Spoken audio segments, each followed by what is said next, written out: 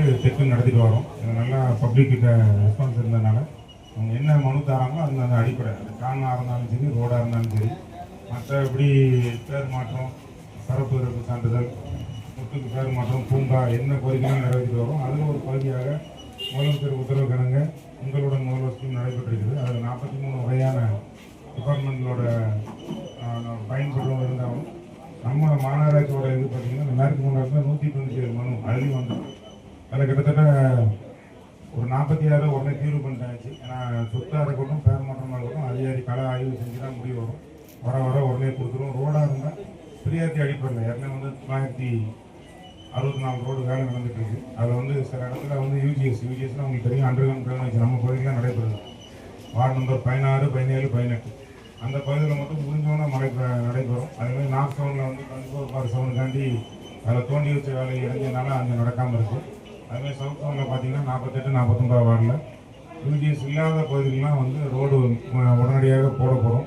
இது மட்டும் என்ன நோக்கம் நமக்கு நல்லாவே தெரியும். பொதுமக்கள் நம்மளோட மாநகராட்சியோட வேலைக்கு எல்லா வேலைக்கும் நல்லா ஒத்துழைப்பு கொடுங்க, நன்றி.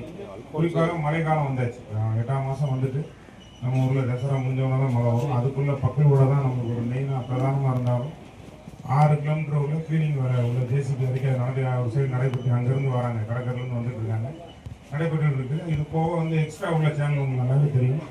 கடந்த ஆண்டு பெஞ்ச மழையில் 16, 17, 18 இந்த 3 வார்டில் தண்ணி இருந்தாலும் அதை கெட்ட விடாமல் பண்ணியாச்சு. இப்போ அதில் என்னென்னா டிஃபால்ட் இருந்ததோ அந்த இடத்துலலாம் இப்போ கான் ட்ரெயின் ஏற்கனவே பிஎன் ஸ்கூல் எதாப்புல சின்ன ட்ரெயின் நடந்தோம், திணறுனது. இந்த ஆட்டம் வரக்கூடாதுன்னு பெருசு போட்டாச்சு. அந்த பணியில் நடைபெறும்.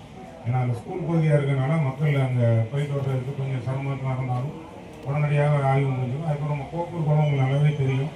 ஏற்கனவே அந்த குளத்தை நம்ம டெவலப் பண்ணுறோம். ஏன்னா பறவைகளோ நம்ம எந்த விலங்குனாலும் தண்ணி குடிச்சு சுற்றி ஒரு வாக்கிங் ட்ரெஸ், அதாவது சுகாதாரம் இருக்கிறதுக்காண்டி அது மிக விரைவில் பணிகள் நடைபெற இருந்தாலும் அந்த குளத்தில் வந்து மழை தண்ணியை சேர்ற மாதிரி ரெடி பண்ணுறோம். மிச்சம் உள்ள தண்ணியை தான் சர்ப்ளஸாக உள்ளது மட்டும் ட்ரெயின் மூலியமாக வெளியேற்ற ரெடி பண்ணிடுவோம். இப்படி பல்வேறு திட்டங்கள், அதாவது நம்மளுக்கு தடுப்பு நம்ம ஏரியாவில் தான் இருக்குது தெரியும்.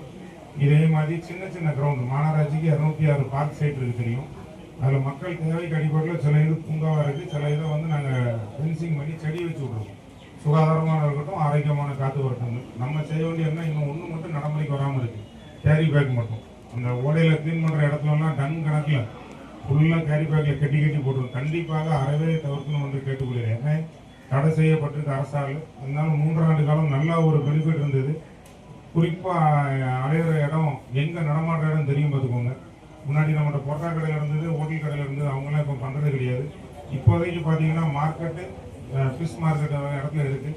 நம்ம வந்து அவங்களுக்கு ஃபைன் பண்ணுறது நோக்கம் கிடையாது, அறிவுறுத்திட்டே இருக்கும்.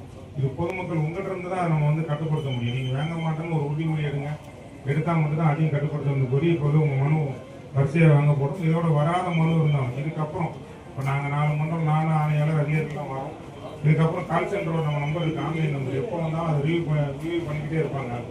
ஆனால் அதுலேயும் நீங்கள் வந்து தகவலை தெரிவிக்கலாம். மழைக்கான ஆரம்ப பணி நம்ம ஓடையில் ஆரம்பித்து 11 வழித்தடத்தில் கடலுக்கு போயிட்டு இருக்கு. இந்த ஆட்டையும் மழை வந்து வெள்ளம் வராமல் எந்த மரம் வெள்ளம் வந்தாலும் அதை எப்படி தடுக்குங்கிற முயற்சியில் பணிகள் குறைபட்டு இருக்குது.